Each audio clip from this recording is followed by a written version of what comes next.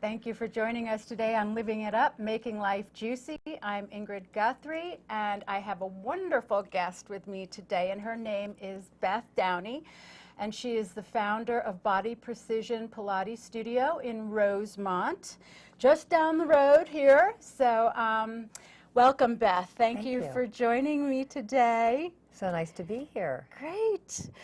So you have a long story about this long history with Pilates. So why don't you tell us all about how you got into it? Okay, great. What attracted you to it? Well, it's kind of interesting because it was actually 20 years ago, and I had never heard of Pilates, nor had most people ever heard of Pilates. That's right. And a person I was very close with had a lot of back problems, degenerative discs, and basically had back pain on an ongoing basis for about 12 years. And he was traveling over to Australia on a regular basis and heard about Pilates over there and started doing Pilates, and in 3 months his back was pain-free. How about that? So that was a pretty interesting story. So it happened at a time when I was in between jobs in my own life. So we really talked about investing in this business and starting just a very small business to help other people that basically had back pain. So at that time we really just thought of it as a source of back relief. So and then within the next year opened the business. So at this point I will next month be 19 years of owning the Pilates studio. But interestingly, for the first, I would say 7 or 8 years, the business was really based on people coming in that had back pain. And of course, this is before the internet, so you didn't have a website. So it was completely based on referrals and people coming in. So we had one story after another of people that were helped by Pilates and their back felt better, and they would tell their friend and their friend. And that's really how the business started growing, because the only people at that time that really were familiar with Pilates were dancers. It was in the dance community, but not in the mainstream community. So it was really a matter of word of mouth, and the business slowly grew because it really helped people with their backs. So now we know that it helps. Well, I mean, Joseph Pilates knew before, but it helps with other things as well. Yes, it really helps with any kind of joint issues. So as you know, your back is a series of joints, your spine is a series of joints, so it helps with the spine, it helps with your shoulder joint, it helps with the hips, it helps with the knees. So because you're working the muscles and realigning the body, it puts the body in better balance so that the joints can be more efficient. So generally people are in pain because their joints have been compromised. Either could be exactly. It could be from an injury, from trauma, or it just could be from bad patterns over time, or someone has a small pain in their back, so they start putting more weight in their left hip. And compensating. Compensating, exactly. And then 10 years later, they are their back is in severe pain and they don't know why. They think something just happened at that time, but it was really over the course of years of walking, maybe how they walked or where they put their weight or how they held their body. And finally the body breaks down at some point. So what Pilates really does that's so fabulous is it takes where those compensations are, and we try to realign and bring the body to what we call uniform development. So our whole goal is to continue to say, well, this side's tighter, this side's weaker, this spot needs lengthening, and so Pilates is always working on trying to get that balance. And that's what's kind of fabulous about it, is that you can, over the course of time, change your patterns and your muscular structure to make it more efficient and help prevent injuries later in your life and help you feel better for pain that you have at the time. So it's a great form of physical therapy, not to take anything away from physical therapists either, but...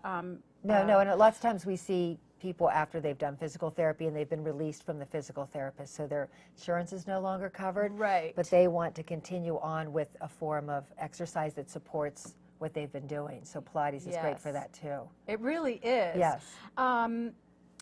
Let's see. So what do you love about Pilates? What you are so passionate about it, and what I know. There's so many things I love about but you can see it. the passion. Yes. But I think the biggest thing would be that it's really life-changing for people. It can be life-changing. I've had, in the 19 years that I've been teaching, I've had people that were told, you know, go live with the pain. You can never pick up your grandchildren. You can never pick up your children. You can never play tennis again. You can't ride your bike again. You know, That's things a that, sin. or you can't garden, or you can't, whatever the case may be. And that isn't always true. And so working with people and seeing them, the changes, and seeing them come in with pain and leaving later happy, to me has been the most rewarding thing. And I think the other thing is that basically anybody can do it. So it could be somebody that's completely debilitated, which is what we've been talking about for the most part, but it's also fabulous for top athletes and people that want to, or even just your occasional athlete, or somebody that's completely healthy and they want to feel better, or they want to have better posture. It does so many things, because when you're realigning the body, you're also changing postural patterns. You're also, it can also be for someone who's so tight that they just want to be more flexible. It could be from somebody that's really flexible, but they want to be stronger. So there's all these things that come into play, which I think makes it different than many other forms of exercise. I totally agree. I have to brag. I'm in her teacher's training I was going to say program. that. This is true. And Ingrid, you came into it, and you have gone from yoga. Yes. You have a yoga background as well. Yes. And now you've also added the Pilates into it, which is a great compliment. The two of them are great complements to each other. They're incredible. They just kind of mesh. They really do. Exactly. They're both really good for you. So that's a great... And her program, I just have to say this, her program is excellent. And to learn the classical Pilates technique is, you know, if you're going to learn anything, you really need to go to the roots of it, and that's what you teach. Yeah, what we try to do is give the true classical work that Joseph Pilates supposedly brought over from Germany, and so he had come to the United States in the early 1920s and brought it to the dance community. Yeah, and so then, it is named after a person, right? Yeah, so Pilates. This is sort of a lot of people don't know that. No, it's interesting because he actually called his work contrology. Yes. And he died in 1967, and after he died, it went through a series of, there was a trademark, and it went through a series of people's hands till it finally became, there was no trademark, so anybody could teach it. And it was at the time they changed the name to Pilates. So they named it after him, as opposed to calling it contrology, which he felt controlling the body, controlling the muscles was really important. And that's how he named it, contrology. I love it. So it's kind of a neat story, too, because he, back in World War I, was in England, and he actually practiced his theories and his thoughts of, and his philosophy of exercise on other Germans in what they called internment camps there in England while the war was going on. And that's where he got his ideas. It started with the mat work, which we're going to do just a little bit later, which is his theories on how the body should move and how to do exercises. And then he added springs to it. So I think it's important to know in Pilates, too, that his equipment was based on spring resistance. And what he did was he attached springs to the walls of beds in the hospitals where he was working. So he was using it as physical therapy. Exactly. And he said, why not have the springs support me holding the body up? Yeah. So it was the prototype for what we now know as the Reformer and the Cadillac today in the Pilates equipment world. Which you have all at your studio. Correct. Beautiful, beautiful studio. We have all the pieces of equipment. But the springs are unique in that they're non-weight bearing, but they provide resistance both movements away and towards the body. So you're strengthening these muscles at the same time that you're lengthening them. So I love it. Long and strong. Long and strong. That's great. That's great. And he talked about making the muscles work together, not just your bigger muscles. So that if you got you too bulked up, your bigger muscles prevented your smaller muscles from keeping the body efficient. Like if you pictured a Yes, and then the smaller muscles start to atrophy, right, because they're not the bigger ones are taking all the load. Yes, exactly. And see, they I make the body. studied that. Ingrid studied her manual, but that now when you have the larger muscles, not the larger muscles need to work. We want them to work, Sure. but in conjunction with the smaller muscles, and that makes your most efficient and strong body at the same time that it's flexible. Yes. And I think that we're all learning, maybe personally and from knowing people a little older than us, that as we get older, that flexibility is a huge issue. And if you continue to not work on your flexibility, that can really hurt you later in life. You'll just get tighter and tighter. Tighter and tighter, and injuries occur, and pain occurs. And so you want that balance of strength and flexibility. Yes. So we already kind of discussed client success stories, and we have just a couple more minutes, unbelievably. Okay, that went so fast. I know, but wait, we have about 5 minutes. So talk about your teacher's training courses. Okay. But first I just want to do a quick blurb of this. So if you want to see hear Beth teaching somebody Pilates, it's a mat. Well, we have DVDs for all levels of mat. So if you want to do Pilates at home, yes, you can do that. And we like to say, even for people that come into the studio to do Pilates, because you'll learn it more correctly, which is good, but then we want you to do it at home because it's really important that you continue your work. So one of the things that is really important at the studio, and I think for Pilates instructors, is to teach your clients to be aware of their compensations in their body so they can go home and do work in between coming in. So it's a constant thing. And Joseph Pilates used to say, you should do my work 15 minutes a day. 15 minutes a day isn't that long when you think about it. 15 minutes every other day isn't that long. That's right. So, and the body changes, and it's really interesting. So the DVDs, I have the mat work in beginner, intermediate, and advanced, because the other thing I'd like to emphasize is that the work really builds up. So you start at a beginner level, but how quickly you progress is based on your own body and your own abilities. But the beauty of it is that as your body changes, you can keep doing more exercises, do them better, add more exercises in, keep getting stronger and more flexible, and keep doing more challenging things. I love it. And I love it. It keeps it interesting. So you just keep evolving in it and developing. Now, just do a quick thing about your teacher training courses. And don't forget, go on the website. You can see all of this information too, and much more, of course. But yeah, the teacher training, I actually started in, I opened the business in '95. I started the teacher training in 1998 because Pilates got so popular in those 3 years. yes. With so many people that needed help that I needed more teachers, and I couldn't find teachers because not that many people knew about it. And it works. And We've got 2 minutes. So Works. So I started the teacher training program, and now I have over 120 graduates. How about from that? the program from various areas, and so there's fabulous teachers around the area and even outside of the area that are teaching Pilates, and the teacher training program has just continued to grow and grow. So I'm thinking of Body Precision in Exton or Downingtown area. Oh, there you go. Oh, I see. You want me to add another facility. Okay, well, I have to think about that one. That was so shameless of me. I'm so sorry. But the teacher training, really, what I love about it is that we want more and more people to do it. So even in the areas that are farther out, which we want Pilates to continue to reach outside of the metropolitan area, we want it to expand, and it's expanding everywhere across the world. Really, it's really fabulous. Because it works. It works. So, success stories. We have about 1 minute left. Okay. Well, I mean, your friend with the back. There's several. I mean, so many backstories that that it's too many to name, but they can be herniated discs. Scoliosis is another problem where the spine is curved and it causes imbalances in the body. So the more work that you do, and we need to strengthen one side and stretch another.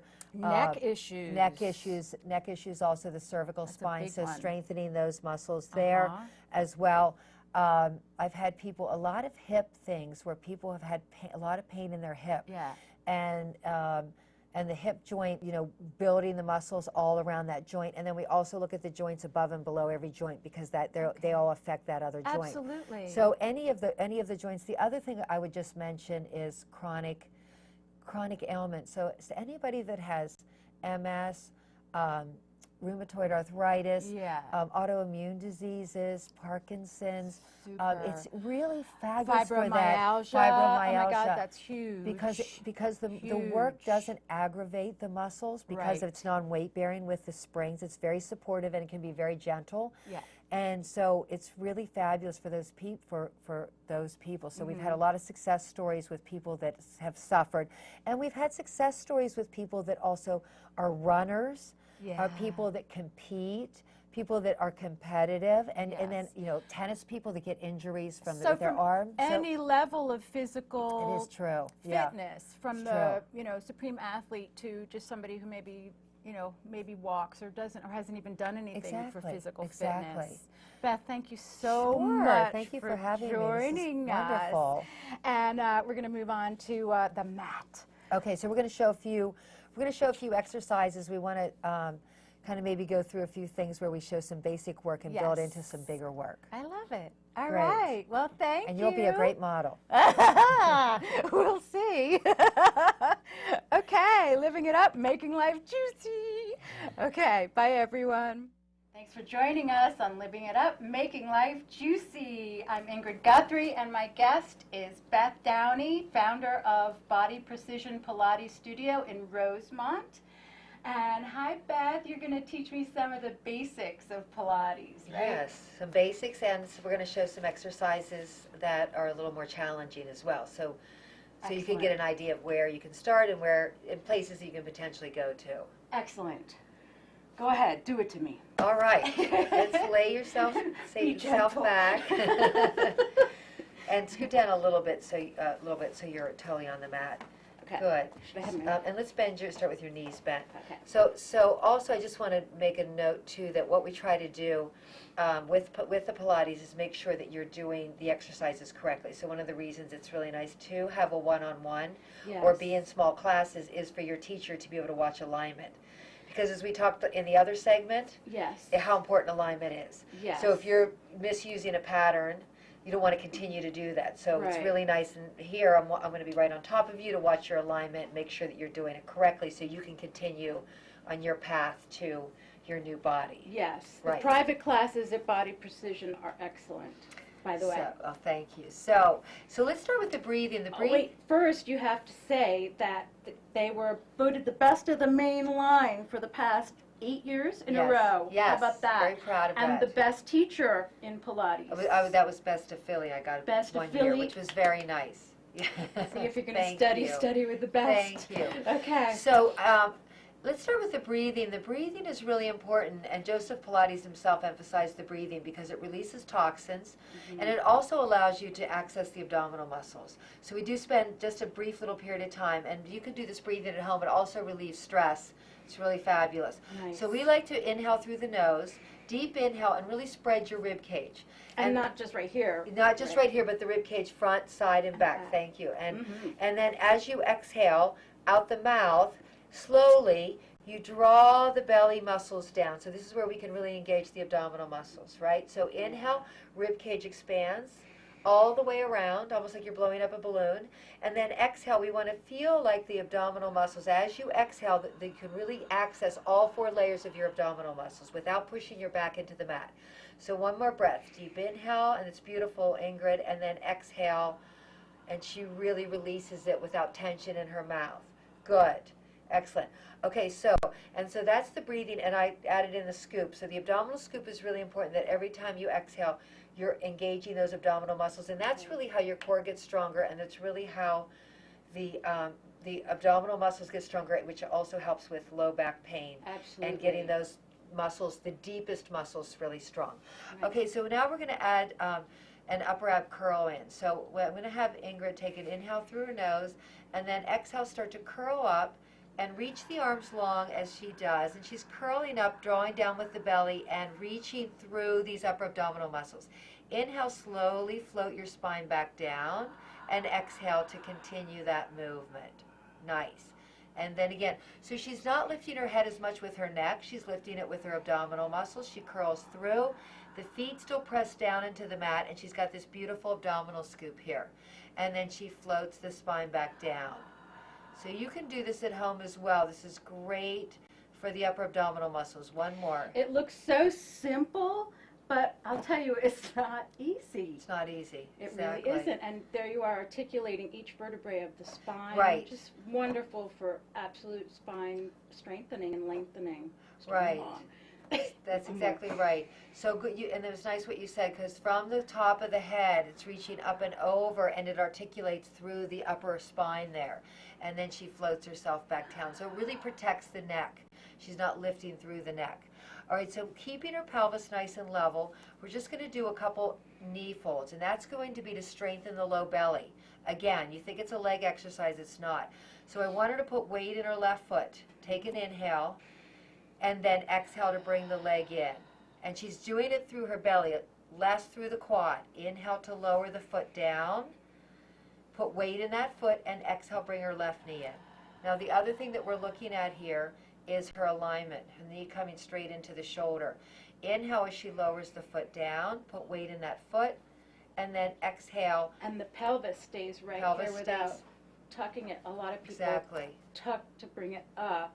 And you're really keeping it stable. Yes. So that also releases the hip flexors, and which are right here. Yes, thank you. That's exactly right.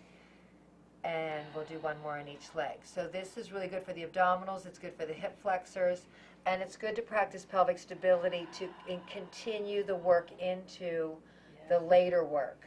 Right. And I can feel it all in these working in these deep muscles. Mm-hmm. So the more that you can scoop, and this is critical for Pilates, on the exhale, which is easier to scoop on the exhale than the inhale, is that she will then keep strengthening those deeper muscles, which is our goal. And that's the core strengthening we're looking for. Now these are easier movements. We're going to go into harder movements a little later. Yeah. So the other real quick thing I'd like to show that's just what we call fundamental, basic work of the Pilates is the arms. And this is really important. If you have tight shoulders, this is a great exercise to do at home. So Ingrid, take both arms up to the ceiling, and I want you to feel the weight of the shoulder blades down into the mat. Now inhale, float your fingertips up towards the ceiling, and when you go up, the shoulder blades will lift a little bit. So she floats up, and then she exhales and slowly brings the shoulder blades down. And I want her to really notice what happens when her shoulder blades come down into the mat. So without popping the ribs. Without popping the ribs. So everything for. stays stable except the shoulder blades are moving here. So she inhales, and exhale brings the shoulder blades down into the mat. Nice. Do one more. So scapular movement, so scapular protraction and scapular contraction.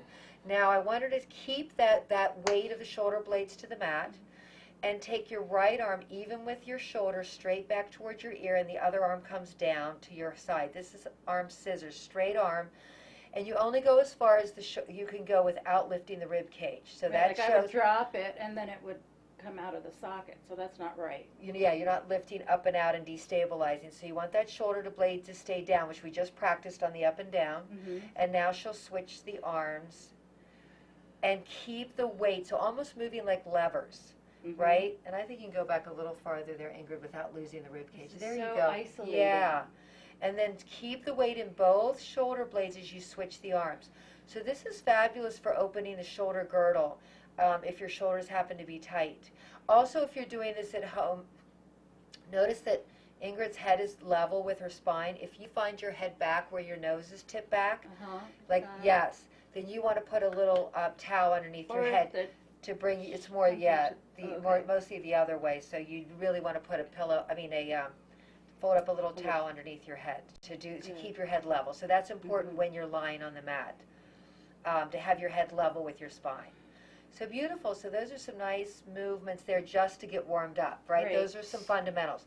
Now we're going to go into the first official Pilates exercise that everybody remembers the name of this exercise, because it's hard. And they may not know the name of any of the other exercises, but they know this one. It's the 100.